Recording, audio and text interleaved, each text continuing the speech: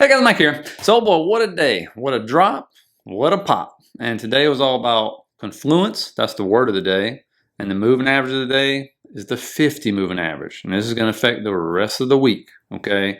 So we're going to go through, I'm talking about blazing fast, a boatload of charts of stocks, some of them very major, very heavyweights that are bouncing currently off the 50 from the day. Others that are rejecting off the 50s. It came back up to retest, and then a couple big heavyweights that are just like that far away. Will it get it? That's what we're going to find out. Okay, so we're going to go into a whole bunch. So I talk fast, so slow me down on that YouTube thing, the 1x half, whatever it is, if you need to. Okay, but again, this is going to be loaded for you, so pay close attention because this will affect the rest of the week. And I forgot to tell you guys yesterday, I said it over the weekend. I'm sorry I didn't remind you.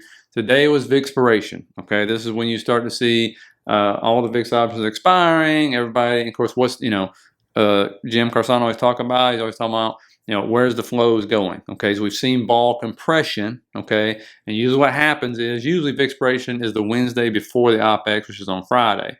About 3 to 4 times a year, that does not happen. Expiration comes the next week. But what happens is when expiration happens in the normal deal, that's when you start to see the window of weakness open up. This time it started on Friday, which is OPEX, leading into the day or into the next few days or whatever. But this is when you start to see if there's going to be a window of weakness. This is it. Okay. And so I'm sorry to remind you that yesterday we talked about it on the weekend. We've been talking about it in the Discord. So always watch expiration, mark it on your calendars, and all that fun stuff. Now, I'll start off with this, and then we'll go into a few charts before that, things that are happening. And this just made me laugh. And one of the members posted this or made it up. And it's like at the bottom, the dad, saying bull market, and then the little kid shooting in the hoop saying, me thinking I'm good at investing. And that kind of describes what a bull market is all about, right? As long as you're buying the heavyweights and other kind of, popular stocks and following the trend, everybody's a genius, right? Now, this comes from Goldman Sachs and says flows by ETF. That right there, my friends, and you keep seeing this over and over from different sources, is individual investor ETF flows. That is the corporate bond ETF flows, which are ticking up a little bit, but not really doing much of nothing. And then this is the professional investor ETF flows. And this is what Tom Lee keeps talking about with his clients, which he said professional clients he has didn't listen to him and they didn't buy. And he said just the other day in an interview, I think it was yesterday or the day before, that it was retail just plowing in. Okay. What else we seeing? I don't think it should be much of a shock. Traders turn to hedging. Around $6 billion were plowed into hedging ETFs. I'm sure you're doing it. I know I've done it. Again, when do you see it pop normally? Around August, September. Saw it 2024. What happened? August, September. Increase right there. You saw the biggest increase always happens when we're in a crash. But again, and then you see usually June too. June can be kind of rough. But you saw it decreasing ever since then, running up into July. So no big surprise there. Everybody gets short or tries to hedge just in case. Smart idea. But I will say this. I put this in Discord and I said this is a great bounce spot for SPX if we get there. That's about 10:10 in the morning right there. And why? Word, I love more than anything else, is confluence. Okay. And when you look at the confluence here, you're sitting here with a gap. A trend line's been respected for quite a while, 0.5 fib, and an area which was support/resistance to bounce from. So you got 4 different things going on right here. So that's why I love this spot. And of course, about 45 minutes later, I guess, it came right down into it. Filled the gap, hit the 0.5 fib, missed that trend line about 20 cents, but came into the level. And that's why you saw basically almost a V-shaped recovery. It really what it was. It was a huge slingshot upwards. And of course, what did it do? It just mitigated this big imbalance. That's what it is, where it stopped perfectly to the penny. Okay, so that's what happened. And there's other reasons why this big slingshot effect happens. Okay, but when we're looking at this, we're going to see. I can draw a trend line from these touch points here to see. We're going to come up a little bit more, hit this trend line, get rejected, come back down. So what we're going to see. Remember, we got some volatility is going to kick in. Obviously, you got the Jackson Hole thing this week, kicks off tomorrow, I believe. So you have Jerome Powell speaking, all that fun stuff. We had the minutes today. Shocker, nothing about rate cuts. So we don't really looking at rate cuts or anything coming up because inflation could be a bigger risk than unemployment, they're saying. And so again, we're going to see if we're going to continue this up tomorrow with these bounces I'm going to show you. And if the heavyweights do bounce, of course the market's going to bounce. There's no doubt about it. But we'll see what happens when we get that trend line going for the fourth touch. You can see the Qs fell out of the channel right at the beginning, still didn't touch the 50, okay? But end up closing into that channel. A lot of liquidity above as well. If we do get up like 577, 578 area, I mean, that is going to be a battle, I think, trying to get back through there. But, you know, we do have Nvidia next week, so I'm not going to put anything past this market, okay? Now, looking over here at Microsoft. Here we're going to start wrapping up these 50 moving averages. Here's Microsoft. Where did it bounce? 50 moving average. Not only that, into a level, okay, that we talked about. So it got the bounce today. We're going to see if that's going to continue. AVGO technically missed it by, I think it's 60 cents right there. It did come down into a level after falling out of the parallel channel, just like Taiwan Semiconductors. So we're going to get to find out if it's going to pull Taiwan Semiconductors and get this bounce back up, because there's liquidity to be had above, a lot of imbalances there, some things to be had. And so if it does bounce up from there, we'll see if it starts trading sideways, okay? Looking at Amazon, guess what? 50 moving average, got the bounce. Okay, that's where it bounced at. Took out this gap right here. It fell out of its parallel channel, which is the very short one, so I don't really care too much about that one. But still, got its bounce right here. So we're going to see if this holds for Amazon. Remember, these are the heaviest weighted stocks right here. If it does, you can see there's plenty. There's a gap above. There's liquidity to be had above. So again, anywhere from 227 to 230 right there. Watch out for that one if it continues to bounce up. ASML it's not a heavyweight at all. This is one of the ones that came below and got multiple rejections on this 50 right here. So let's see if it can recapture it.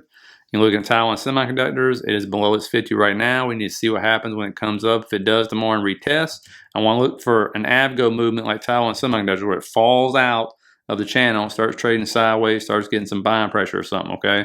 So that's what we're looking for. Again, it's have to, you know, this right here is below, so we're just trying to see when it comes up, if it comes up, what the retest looks like. ARMS, another one, it came back up, rejected the 50, it's still heading down right now. So watch for this one. It is at a level where you can see a bounce.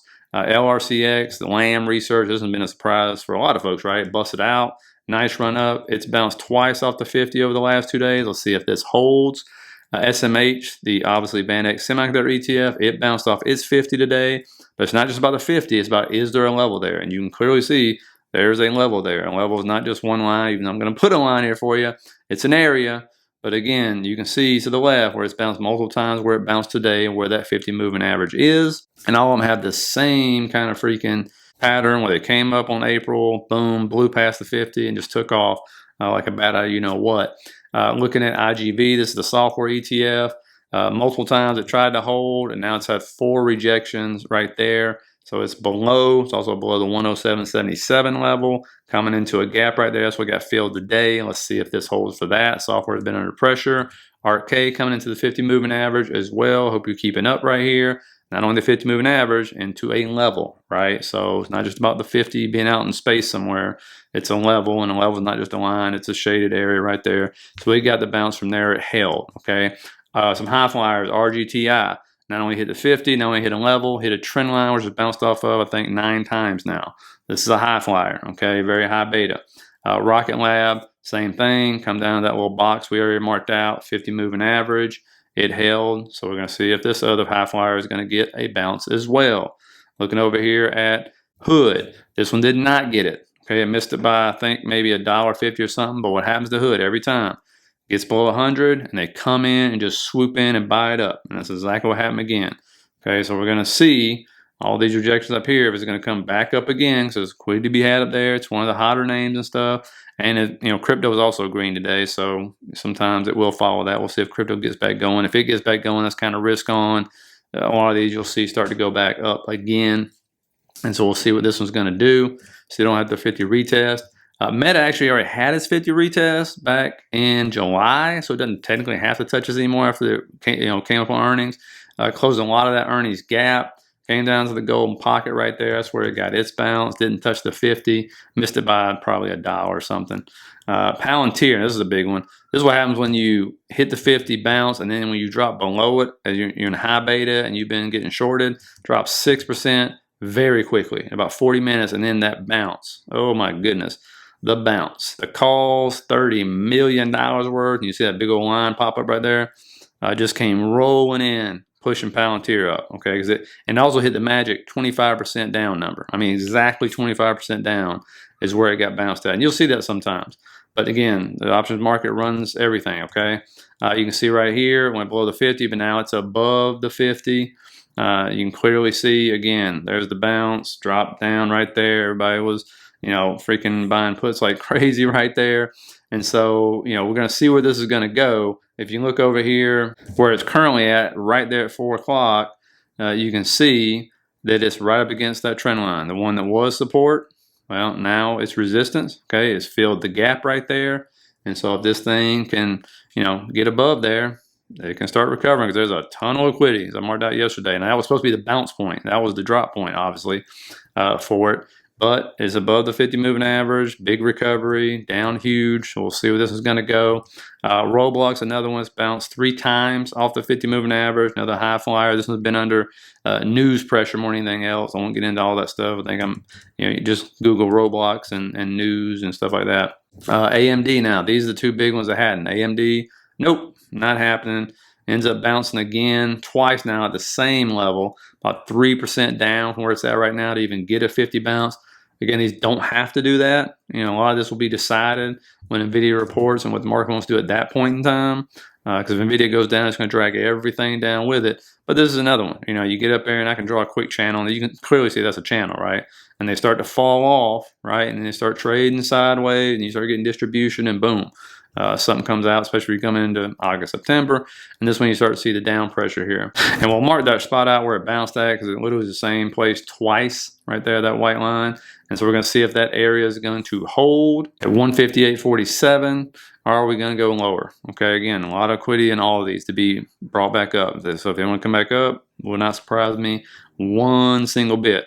Nvidia is another one, same area, about the same distance, right? So is it going to come up? Maybe take this out before earnings, then start to head down after earnings, or not? Or are we just going to start blowing up at 200, right? One thing that did come out, I don't think it's put pressure on stocks or anything. White House is mulling over taking equity stakes in other chip companies who've taken chip grants. Okay, so let me know what you think about that. You know how I feel about it. I personally think, I don't believe in grants anyway. I believe in just giving out loans at a decent interest rate so we can get our money back and make money on our money. But again, watch out for that.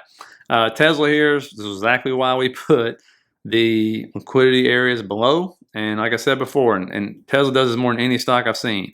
When you have these large imbalances, okay, I've showed you many times where they bounce from and everything. If they cut through it like a hot knife through butter, you're going to go down. Like you're going to go down fast. And that's what happened. It cut right through it, came back up, got rejected there, and went straight on down to the second area of liquidity and got its bounce. That's what you're supposed to see.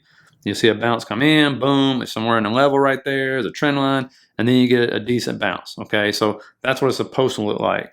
And so with this one, you can clearly see there is a boatload of liquidity to the top, just like everything else, because we've left all these imbalances behind. So we'll see if this is going to come up and do this, or we got to get past around like 332-ish, somewhere in there, to actually make this work. But again, you got to close above that, get above the trend line again. Do you have any hopes of moving any higher right now? And again, where's it at? It's just wedging again. It's right back in that freaking wedge. So we'll see if that's what's going to happen tomorrow. If semiconductors get going, I'm not expecting this to do anything as usual. If they don't, then you know Tesla can go against the market. It has before. So let's see what happens on that.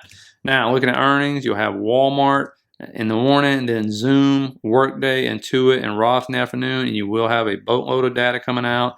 Going to have unemployment claims, Philly Fed manufacturing index, flash manufacturing PMI, flash services PMI, that's after the bell, existing home sales. I'll put a bunch of home data in Saturday's video for you guys, or maybe even tomorrow.